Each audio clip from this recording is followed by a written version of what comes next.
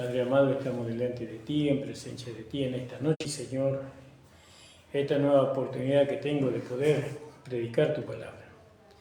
Señor, que esta palabra sea una palabra que salga de tu boca y que pueda conmover las entrañas, Señor, el alma y el espíritu de aquellas personas que la escuchan. Señor, bendice en el nombre de Jesús a los hermanos que no han podido venir en este día. Ayúdalos, Señor, para que, Señor, mañana podamos estar todos juntos alabando y glorificando tu nombre, en el nombre de Jesús. Amén. Vamos a leer ahí en el capítulo 8, versículo 1, ¿no? de Juan, el libro de Juan.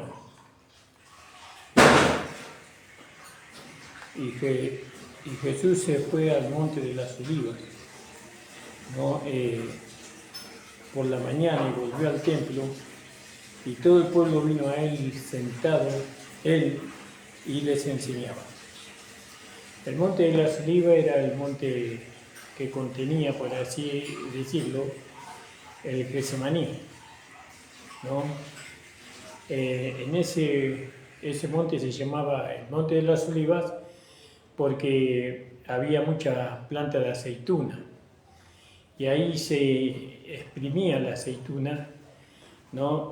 Pasaba por la prensa y daba el aceite. Por eso se llamaba el monte de las Olivas. Ahí sabemos que el Señor Jesucristo, él oró al Padre en su angustia y dice que le salía como gota de sangre, ¿no? Cuando él oraba, por la angustia que había en él, sabiendo de qué muerte iba a morir, ¿no? Y el sufrimiento que iba a padecer. Él le pidió al Señor si fuera posible que pasara de él esta copa, pero sabemos que eso no es posible, por eso él oró al Padre para que el Padre lo fortalezca.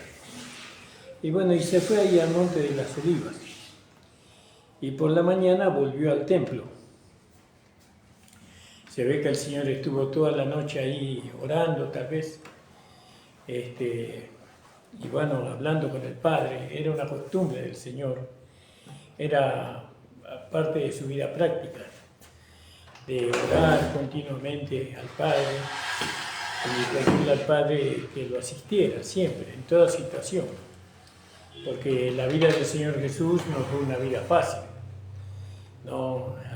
Desde que Él cumplió 30 años, durante su ministerio tuvo muchas situaciones dificilísimas, y la habrá tenido también antes de comenzar su ministerio.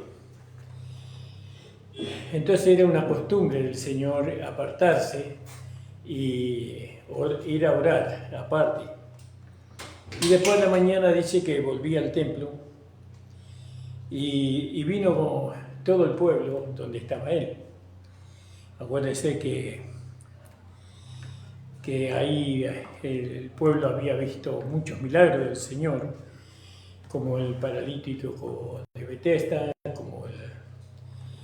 como la multiplicación de los panes y los peces, y bueno, y había visto muchos milagros que el Señor hacía, y algunos gustaban de la enseñanza, de la doctrina que el Señor enseñaba. Muchas personas gustaban de eso, y entonces sabían que él iba a volver al templo, y seguramente que se juntaron mucha gente ahí, porque dice, y volvió al templo y todo el pueblo vino a él. Fíjese, todo el pueblo vino a donde estaba el Señor Jesús, y dice que sentado él les enseñaba. Alabado sea el Señor.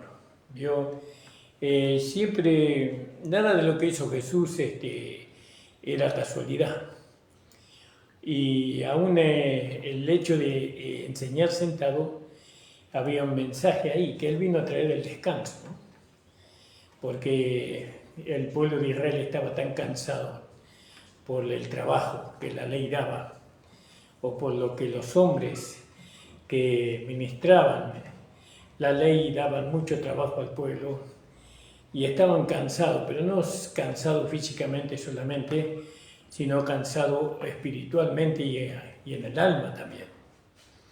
Entonces Jesús venía al templo y se sentaba, porque Él vino a traer el descanso. Venía a mí todo lo que estáis trabajados y cansados, que yo os haré descansar, ¿no? No, poned mi yugo sobre mí mismo, decía el Señor, que yo lo llevaré. Gloria a Dios. Y entonces dice, por la mañana volvió al templo y todo pueblo vino a él y sentado les enseñaba. Fíjese, alabado sea el Señor. Eso también lo menciona Mateo 26. Mateo 26, en el versículo 55. Y dice así: cuando él estaba ante el Sanedrín, ¿no? En el 50, y Jesús le dijo: amigo, ¿a qué vienes? ¿A qué vienes? Entonces llegaron y echaron manos a Jesús y le prendieron. Y aquí uno de los que estaban con Jesús extendió su mano, le sacó su espada, e hiriéndolo a un siervo del pontífice, y le quitó la oreja, ¿no? Sabemos que ese fue Pedro. Entonces Jesús le dice: vuelve tu espada a su lugar, porque todos los que tomaren espada a espada perecerán. ¿Acaso piensa que no puedo ahora orar a mi Padre y Él me daría más de 12 legiones de ángeles? ¿Cómo pues se cumplirán las escrituras que así conviene que sea hecho? Y en aquella hora dijo Jesús a la gente: como al ladrón habéis salido con espadas y con palos a prenderme. Cada día me sentaba, ¿vio? Él se sentaba con vosotros, enseñándoos en el templo, y no me prendiste. Gloria al nombre del Señor. Cada día, dice, el Señor les enseñaba al pueblo de Israel, no sobre su doctrina, ¿no? Y la doctrina que él predicaba no era de él, sino que era la del Padre le había dado. Y la doctrina trataba acerca del Mesías, y él era el Mesías, y de la luz del mundo, y él era la luz del mundo, y del agua de vida, y él era el agua de vida. Entonces, todo lo que Jesús enseñaba sentado, no lo enseñaba de sí mismo, sino que él enseñaba porque el Padre le había enseñado lo que él tenía que predicar. Alabado sea el Señor. Y estaba sentado enseñando ahí al pueblo. Entonces los escribas y los fariseos le traen a una mujer tomada en adulterio, poniéndola al medio. Vio, en medio de donde estaba la gente ahí, con Jesús. La pusieron a esta mujer adúltera para de alguna manera hacer que Jesús cayera en una trampa, ¿no? Siempre dependía de lo que Jesús iba a decir, pero ahí la trampa estaba puesta delante de Jesús, y la trampa era a través de la mujer adúltera, ¿vio? Y entonces los escribas y los fariseos, acuérdense que Jesús nació bajo la ley, ¿no? Y él tenía que satisfacer la ley, cumplir la ley. Cuando hablamos de cumplir la ley, hablamos de que todos los mandamientos Jesús cumplió. Y de satisfacer la ley es cuando la ley fue satisfecha, cuando Jesús murió, porque Él ocupó el lugar del pecador. Y la ley no podía ser satisfecha si el pecador no moría. Pero el pecador murió. Digamos, Jesús ocupó el lugar del pecador y Jesús murió. Entonces la ley fue satisfecha. Entonces Jesús no solamente cumplió la ley, sino que satisfizo la ley. Gloria al nombre del Señor. Pero acá le trajeron, acuérdense que esto es antes de la cruz, ¿no? Lo que está relatando Juan aquí. Entonces, los fariseos le traían una mujer tomada en adulterio y la pusieron en el medio, fíjese. Y le dijeron: maestro, esta mujer ha sido tomada en el mismo hecho, adulterando. Es decir, lo agarraron ahí en el acto de que esta mujer seguramente que era una mujer casada, ¿no? Y estaba adulterando con otro hombre. Acá el hombre no fue traído, porque la verdad que el adulterio no importaba en Israel, ¿no? Si bien sabían que era un pecado, porque la ley de Moisés lo condenaba, pero a ellos no les importaba el adulterio, sino lo que más le importaba era hacerlo caer al Señor en una trampa, en un engaño. Entonces, en el mismo acto, dice, en el mismo hecho, adulterando. ¿Dónde está el hombre? Está la mujer solamente, ¿no? Y ahí entonces las cosas se están haciendo mal, porque tendrían que haber estado los dos, pero había una sola, una de las partes nada más. Bueno, Jesús no prestó atención a eso y dice, maestro, esta mujer ha sido tomada en el mismo hecho de adulterio. Y en la ley de Moisés nos manda a apedrear a las tales. ¿Tú pues qué dices? Veo acá, le dicen ellos, y la ley de Moisés nos mandó a apedrear a las tales. No, tú pues qué dices, pero fíjese que ellos se dirigieron a Jesús no como un juez, sino como un maestro. Ellos le dijeron maestro, ¿no? Pero ellos querían que Jesús la juzgara como un juez, ¿no?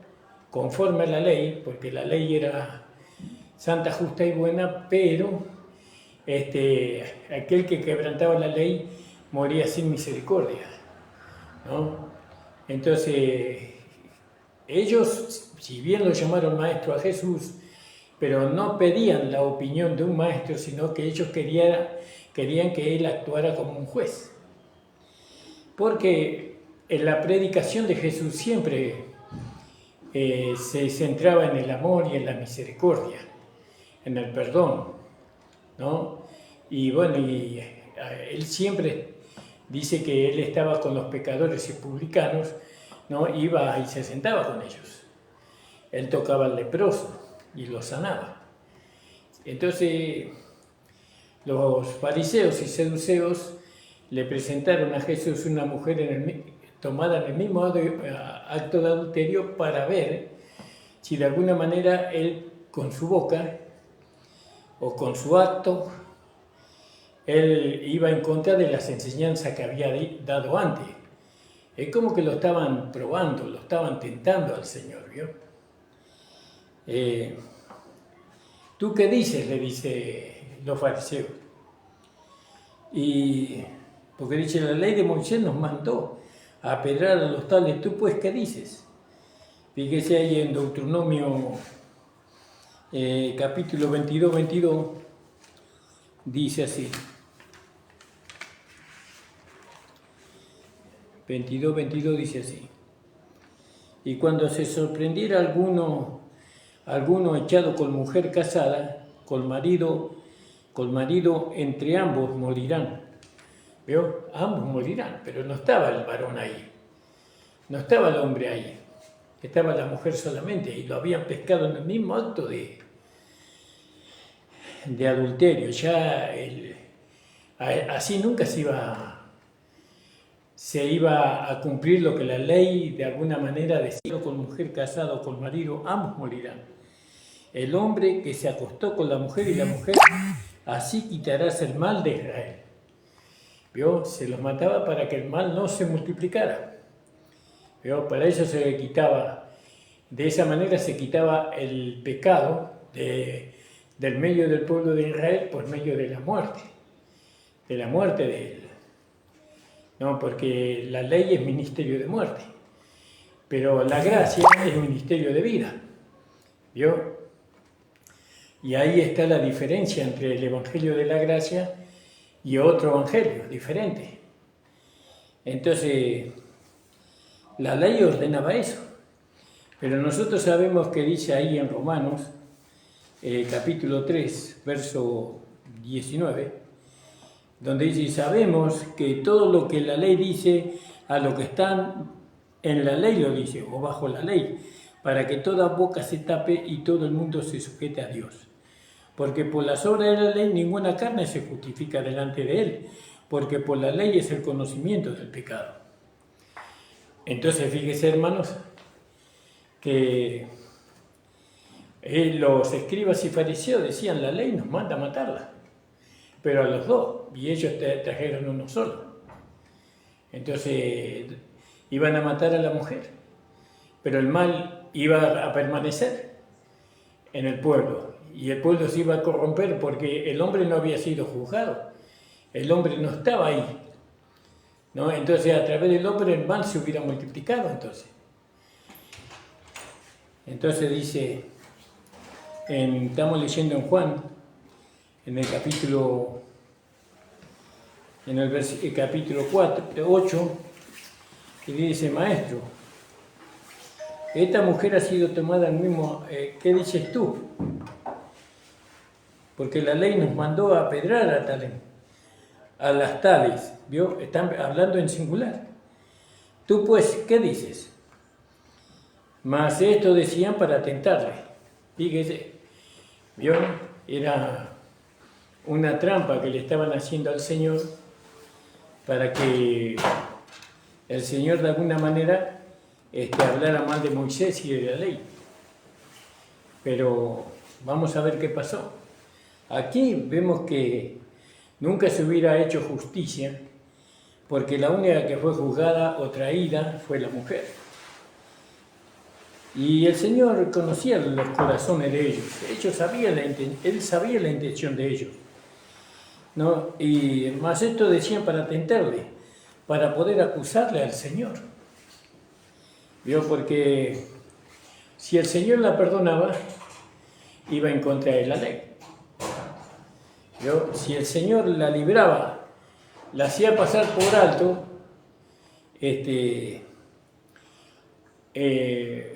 lo hubieran acusado al Señor, que él mismo violaba la ley de Moisés.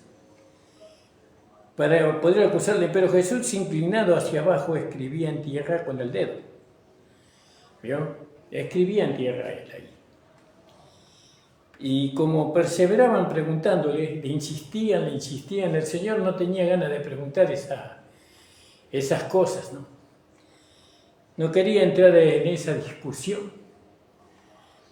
Y como perseveraban en preguntarle, se enderezó y díjole a los fariseos, ¿no? Aquellos que trajeron la mujer, a los escribas.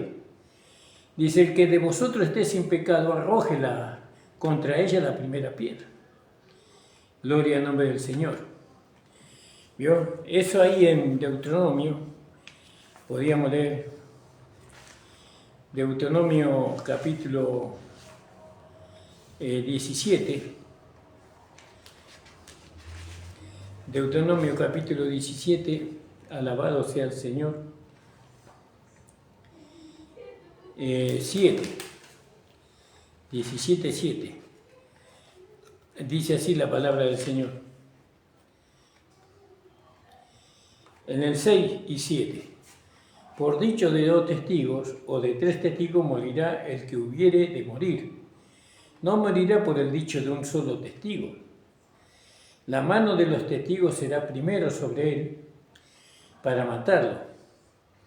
Y después la mano de todo el pueblo, así quitarás el mal del medio de ti. La intención era quitar el mal del medio de Israel, el pecado. El pueblo no tenía que vivir una vida en pecado. No podían ellos. El pecado era de alguna manera enemigo de ellos, porque no le permitía a Dios gobernar a ellos. El pecado sabemos lo que produce: dureza de corazón, insensibilidad, ¿no? Pérdida de la conciencia. Todo eso y muchas cosas más produce el pecado. Entonces Dios, para que no se multiplicara el pecado, entonces mandaba matar a aquellas personas que tenían que morir. pero tenían que ser acusadas por uno o dos testigos, perdón, por 2 o 3 testigos. Y acá eran los fariseos, seduceos y todo el pueblo contra esta mujer sola. Y Jesús le dice, vosotros, aquel que esté de vosotros esté sin pecado, arroje la primera piedra contra ella. Y bueno, sabemos que la ley tenía que ser cumplida por personas que tenían las manos limpias, por así decirlo. El único que podía tirarle la piedra a la mujer era una persona que no tuviera pecado, porque tendría las manos limpias, ¿no? Porque solamente una persona limpia podía cumplir y satisfacer la ley. Solamente una persona que tenía las manos limpias. Las manos siempre habla de servicio, ¿no? De poder manifestar el amor a través de los hechos. ¿Vio? Y ahí había una carencia, no solamente cuando vino Jesús, sino a través de toda la historia de Israel. Cuando el pueblo de Israel recibió la ley, hubo mucha carencia de amor, ¿no? Y demostración del amor. Entonces, aquel que esté con la mano limpia, le dice el Señor, y tire la primera piedra.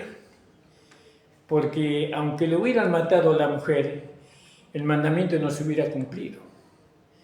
Porque un pecador no puede hacer justicia. El que puede hacer justicia solamente es un justo, no un pecador. Y ellos estaban diciendo de manera literal y de manera práctica que ellos eran pecadores, ¿no? Y como ellos pretendían, tanto los fariseos, los seduceos, los escribas, ¿cómo pretendían ellos ser cumplidores o hacedores de la ley? Cuando ellos cuando ellos no podían tirar una piedra sin ir en contra de la ley, porque aquel que tiraba una piedra iba en contra de la ley. Porque solamente un justo, una persona sin pecado, podía tirar la piedra. Y entonces dice, y volviéndose a inclinar hacia abajo, escribía en tierra, de nuevo, otra vez escribiendo en tierra el Señor. Y claro, ahí, ¿por qué se inclinó el Señor? Porque la palabra ya fue dada. La palabra ya fue dada. La palabra de Dios tiene poder para trabajar en las conciencias, aún de los pecadores. No hace falta ser insistente, no hace falta ahogar a las personas, ¿no? Para que ellos se reconozcan pecadores. Usted le habla la palabra y la palabra de Dios, la palabra del Señor, usted habla la palabra del Señor y esa palabra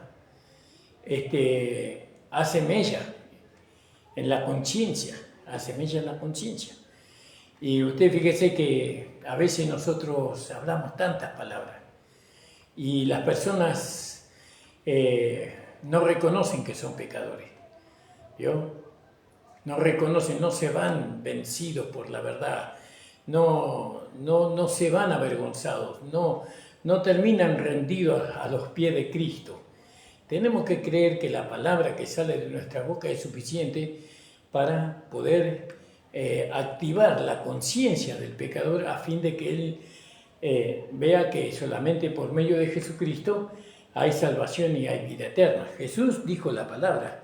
¿Y qué hizo? Y volvióse a inclinar. Es como que uno va y sigue su trabajo. ¿Vio?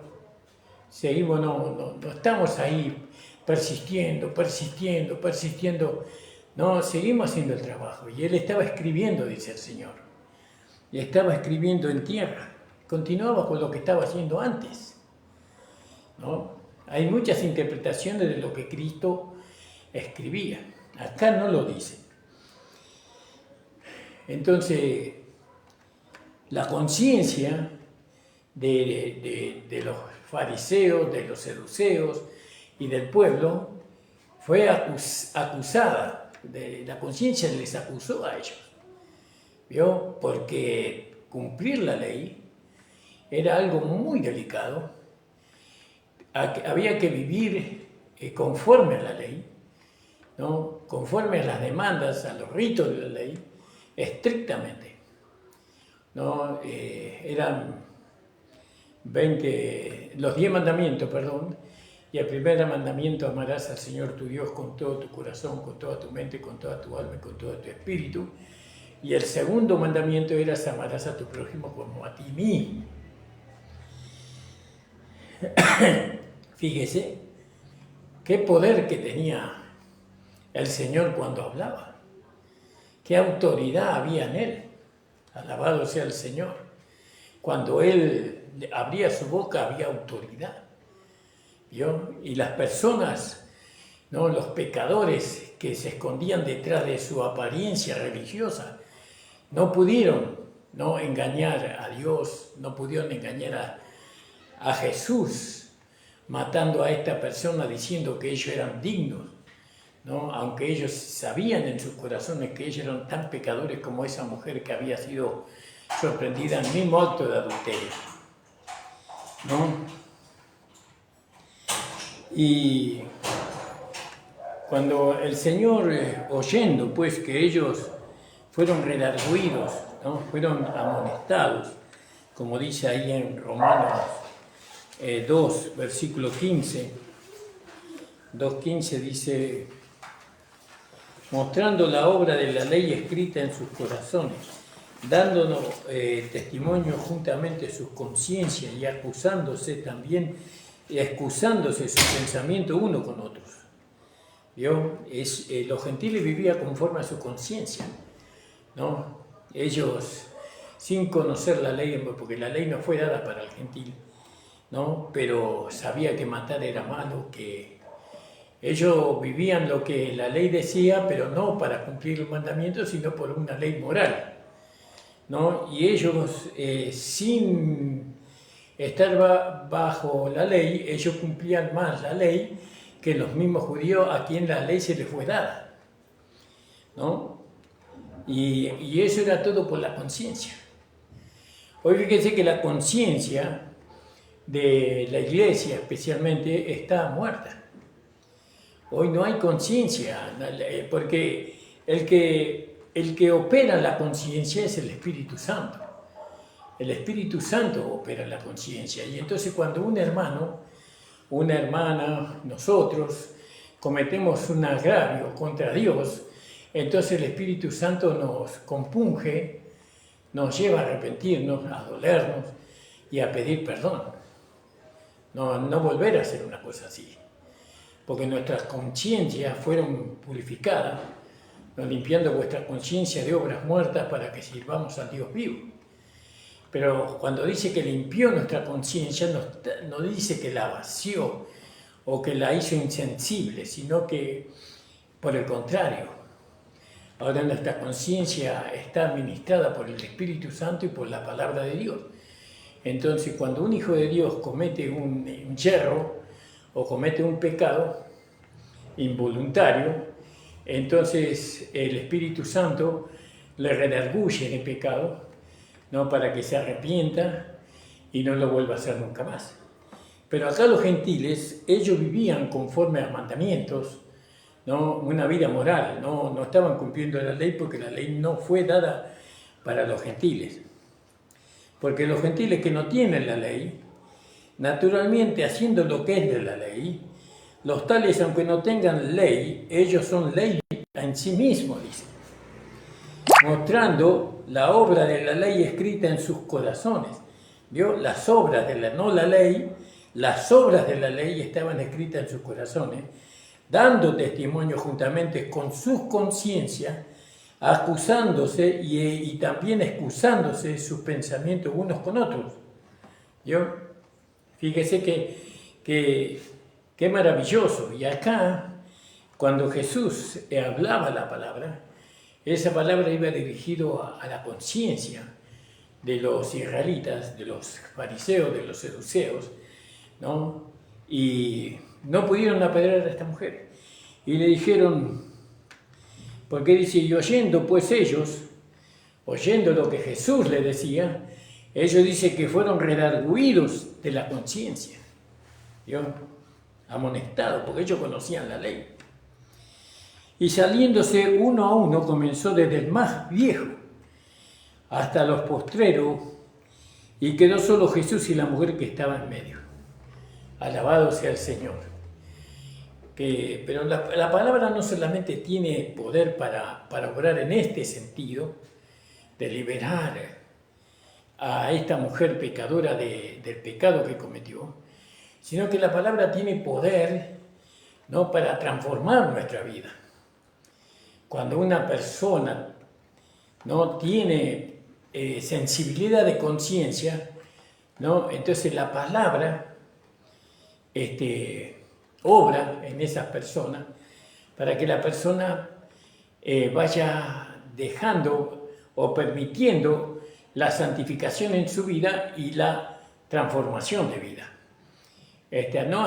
Hasta hace muy pocos años, los hermanos, cuando venían a la reunión de la iglesia, eran de alguna manera amonestados en su conciencia por las predicaciones que los pastores dábamos, pero ellos, en vez de reconocer sus errores, ellos se herían, se enojaban, se airaban, y al airarse, a enojarse, siendo que la palabra amonestaba su conciencia para que ellos pudieran despojarse de eso que Dios decía que le impedía, ellos se endurecieron y muchos se fueron de las iglesias culpando a otro, es decir, al pastor, al predicador, al maestro. Bueno, ese hombre siempre está hablando así, siempre está diciendo esto, lo otro, pero no veían que Dios era el que estaba hablando, como en este caso de Jesús. Jesús estaba hablando no para que su conciencia solamente les acusara, sino para que ellos reconocieran, ¿no?, que eran pecadores y que necesitaban un Salvador. Pero ellos fueron de alguna manera redarguidos de su conciencia, pero no confesaron su pecado y no aceptaron a Jesucristo como el Salvador, el Señor. Ahora fíjese, y dice que desde los viejos hasta los postreros, hasta los más jóvenes, quedó solo Jesús y la mujer que estaba en medio. Quedaron ellos dos solos ahí. Alabado sea el Señor. Estaba ahí la gracia y el pecado. Estaba ahí la condenación y la vida, frente a frente. ¿No? Porque la mujer estaba condenada.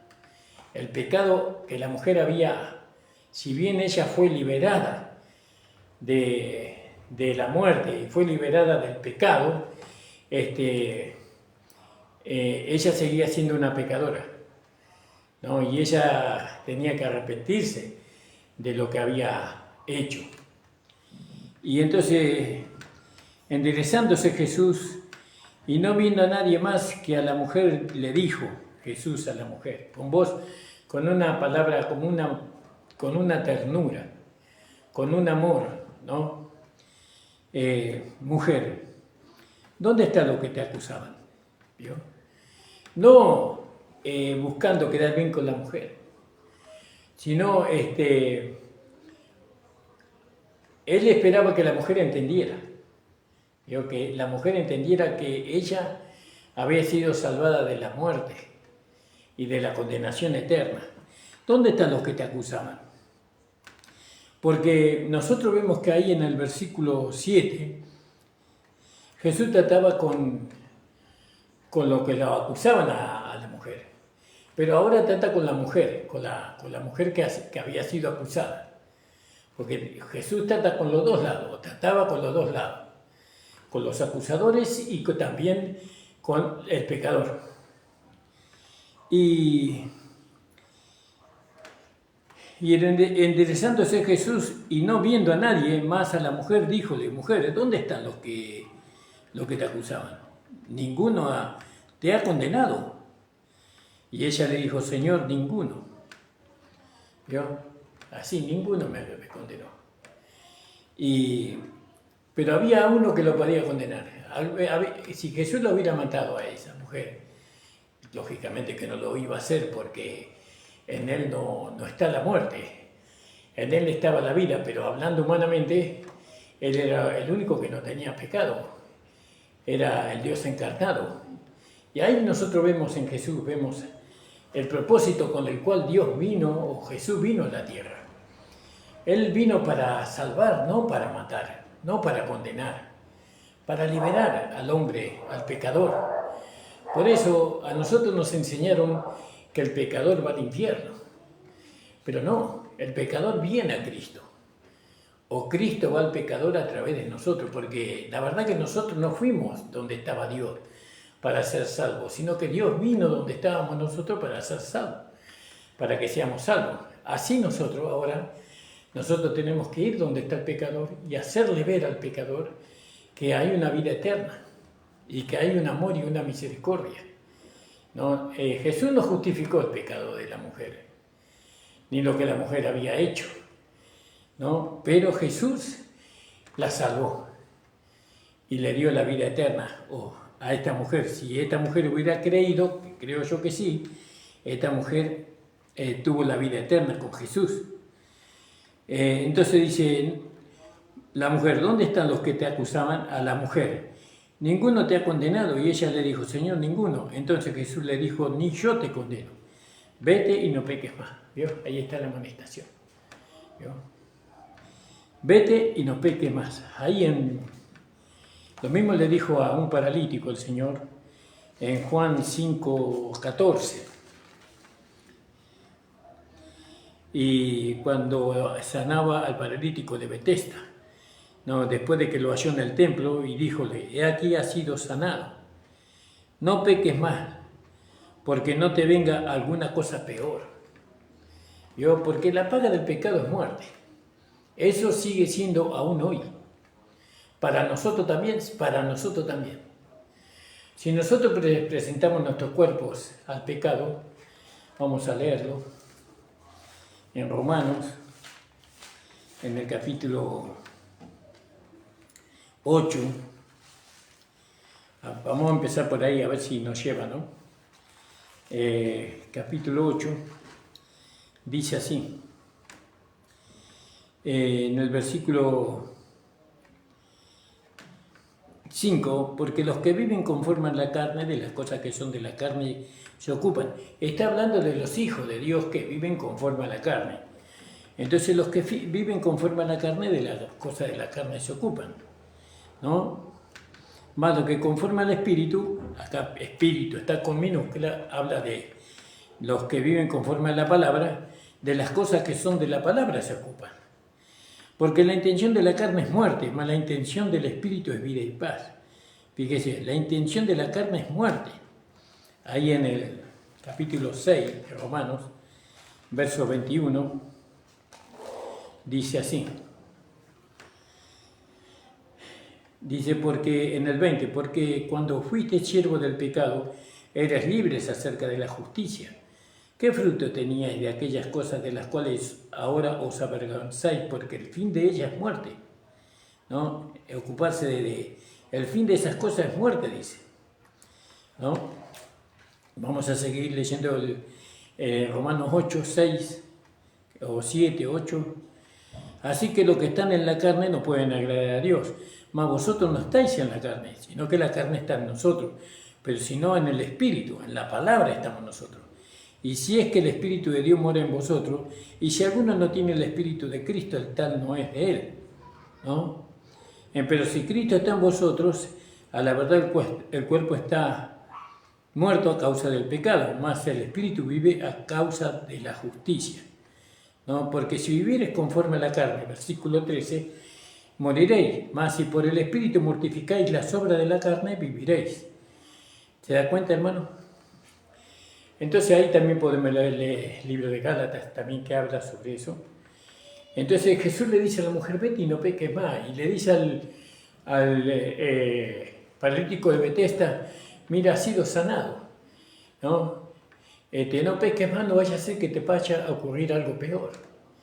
Y si nosotros presentamos nuestro cuerpo para el pecado, entonces eso va a resultar en muerte para nosotros, ¿no? Gloria al nombre del Señor. Lógicamente, para que los hermanos no pequen, nosotros como pastores y maestros de la palabra, tenemos que enseñarle a cómo se hace eso. Porque le pedimos a los hermanos que no pequen, pero no le enseñamos cómo hacerlo. ¿Vio? Es como usted le pide a una niña de 10 años que lave los platos, pero no sabe cómo hacerlo. Usted le tiene que enseñar. O a un niño de 12 años que agarre el serrucho o que tome una moladora y corte la madera. Eso él no sabe cómo hacerlo. Usted le tiene que enseñar. Así nosotros, como perfeccionadores de los hermanos, de la fe de los hermanos, nosotros tenemos que enseñarle a los hermanos a vivir una vida sin pecar, ¿no? Esa enseñanza tiene que haber en la iglesia, para que los hermanos puedan vivir felices y contentos. Entonces Jesús le dice a la mujer, en el 8, le dice, no peques más, le dijo el Señor. Y habló otra vez, hablóles Jesús otra vez diciendo, bueno, eso ya es otro tema. Vete y no peques más. Entonces vemos nosotros aquí, ¿no? En este capítulo 8, del versículo 1 hasta el 12 hemos leído, y vemos cómo la gracia, cuando por medio de Moisés vino la ley, y por medio de Jesucristo vino la gracia y la verdad, cómo por medio de Jesús la gracia es la misericordia de Dios, manifestándose a través de nuestro cuerpo. La gracia es el perdón. Así como nosotros fuimos perdonados los unos a los otros, dice el Señor. ¿Vio? Eso es la manifestación de la gracia, ¿no? Es decir que, como dice ahí en 2 de Corintios, en el capítulo 1, perdón, 2 de Corintios, capítulo 1, fíjese lo que dice. Y nosotros tenemos que responder de la misma manera. Dice, bendito, capítulo 1, versículo 3, bendito sea el Dios y Padre de nuestro Señor Jesucristo, el Padre de misericordia y el Dios de consolación, el cual nos consuela en todas nuestras tribulaciones, para que podamos nosotros consolar a los que están en cualquier angustia, con la consolación con la que nosotros somos consolados de Dios, porque de la manera que abundan en nosotros las aflicciones de Cristo, así también por el mismo Cristo nuestra consolación, ¿no? Entonces tenemos que consolar. Eso se trata de la gracia. El Evangelio de la gracia consuela. Nunca estamos de acuerdo con el pecado, ¿no? Pero Jesús le dijo a esta mujer que no pecara más, ¿no? Y Pablo nos dice en Romanos, en el capítulo 6 de Romanos, dice, dado que Pablo siempre nos posiciona a nosotros los hijos de Dios en la gracia, ¿no? Y hay muchos que dicen que nosotros decimos que ahora que estamos en la gracia podemos pecar, pero nosotros no decimos eso. Nosotros aborrecemos el pecado, así como Dios los aborrece, pero primeramente lo tenemos que aborrecer acá, después ahí y después en el mundo. Pues, ¿qué diremos? ¿Perseveremos en el pecado para que la gracia crezca? ¿Vio? En ninguna manera. Nunca, jamás. Porque los que somos muertos al pecado, ¿cómo viviremos aún en él? ¿O no sabéis que todos los que somos bautizados en Cristo Jesús somos bautizados en su muerte? Porque somos sepultados juntamente con él en la muerte por el bautismo, para que como Cristo resucitó de los muertos para la gloria del Padre, así también nosotros andemos en vida nueva o en novedad de vida. Vemos a Jesús con un mensaje, con una doctrina, con una interpretación de la ley, que los judíos no podían nunca llegar a interpretarla. Ellos no podían no apedrarla a esta mujer, aunque ellos sabían que ellos eran pecadores, porque ellos estaban siendo gobernados por la maldad, ¿no? Por el diablo, digamos. El diablo se adueñó, ¿no?, del pueblo de Israel. ¿no? Y fíjese que ellos tuvieron 400 años sin que Dios les hablara, ¿no? Y ellos entonces es como que creyeron que Dios no existiría, o creyeron que ya Dios era un cuento de sus antepasados, y entonces ellos incurrieron en esta vida, en un camino, pero alejados de Dios completamente. Y cuando vino Jesús, ellos tenían el corazón endurecido, la mente tomada, el corazón ennegrecido. Y Jesús vino en medio de eso. ¿Vio? Él no vino cuando el pueblo de Israel estaba en su mejor gloria, sino cuando ellos estaban en lo peor, ¿no? Cuando sus almas, sus corazones estaban empudrecidos, estaban podridos por dentro. Ahí vino Jesús. Ahí vino Jesús y le trajo la vida, le trajo la salvación. Y se acuerda cuando nosotros estábamos podridos por dentro, con mal olor, con odio, rencor, amargura, muerte, muerte, muerte. Y vino Jesús y nos dio vida. Nos dio vida. Y nos dijo, no, vete, no peques más. ¿Se puede vivir sin pecar? Por supuesto que sí. Pero hay que ser enseñado en eso. Por eso Pablo decía en Romanos, capítulo 6, versículo, alabado sea el Señor, capítulo 6, versículo 19, dice, porque el continuo anhelar de las criaturas, perdón, no estoy leyendo bien, capítulo 6, 7, 6, gloria al nombre del Señor, aquí, dice en el 17, pero gracias a Dios que aunque fuiste siervo de pecado, habéis obedecido de corazón aquella forma de doctrina a la cual sois entregado. Yo ahí también en 2 de Timoteo 1:13. 2 de Timoteo 1:13 dice, retén la forma de las sanas palabras que de mí oíste, en la fe, en el amor que es en Cristo Jesús. Es decir, que hay que recibir la enseñanza. Hay que recibirla con un espíritu de mansedumbre. Hay que recibir la enseñanza que da el pastor conforme a lo que está escrito en la Biblia, ¿no? Por lo que está escrito hablé, ¿no? Y ustedes tienen que obedecer la palabra. Obedecer es creerla y llevarla a la vida práctica, ¿no? Pablo hizo muy bien su trabajo, el apóstol Pablo. Él los llevó a los hermanos a involucrarse con el Evangelio, con la enseñanza. Ellos amaban tanto como Pablo presentaba el Evangelio y cómo lo presentaba, que ellos llevaron el Evangelio a la vida práctica. Y así dieron testimonio, la primera iglesia, ¿no?, de que Dios existía. Así dieron testimonio que Jesucristo era el Señor, que era el Salvador.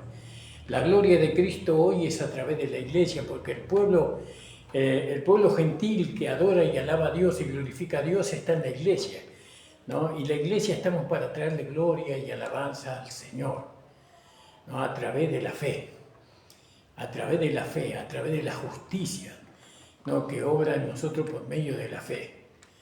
Por eso, hermanos amados, es maravilloso poder encontrar en el libro de Juan, en el capítulo 8, poder encontrar, ¿no?, a Jesús, ¿no?, liberando a esta pecadora de la ley, de la condenación de la ley, trayéndola a la gracia, trayéndola a sí mismo, ¿no?, salvándola, ¿no?, limpiándola y diciéndole, vete y no peques más. Nosotros, los que decimos que conocemos la gracia, se espera de nosotros que no pequemos más. No podemos practicar el pecado. No podemos practicar el pecado. Podemos errar en algún momento, podemos equivocarnos en una palabra, en una conducta. Podemos de alguna manera, porque todavía la humanidad está en nosotros, pero la intención nunca tiene que estar en nosotros de pecar en contra de Dios, en contra de nuestro amado Señor Jesucristo. Vamos a orar al Señor y damos gracias al Señor por la palabra. Mañana nos reunimos a las 9 de la mañana, a las 10 de la mañana, perdón, Esperaremos a los hermanos. Padre amado, te damos gracias por tu palabra, por tu amor, por tu misericordia, porque tú, Señor, nos viniste a buscar. Nosotros no te buscamos a ti, tú nos buscaste a nosotros para beneficiarnos a nosotros, para que nosotros podamos alcanzar la salvación, la condenación, para ser liberados de la condenación eterna y alcanzar la vida eterna. A ti sea la gloria, Señor. Bendice a todos los hermanos que han escuchado esta tu palabra y que ellos puedan, sus ojos del entendimiento puedan ser abiertos para que tu voluntad se cumpla en medio de nosotros y en nosotros. Sea hecha tu voluntad, Señor. Solo tu voluntad en los cielos y en la tierra y en medio de nosotros. Amén. El Señor bendiga, hermano. Nos estamos viendo en el día de mañana con la gracia del Señor. Amén.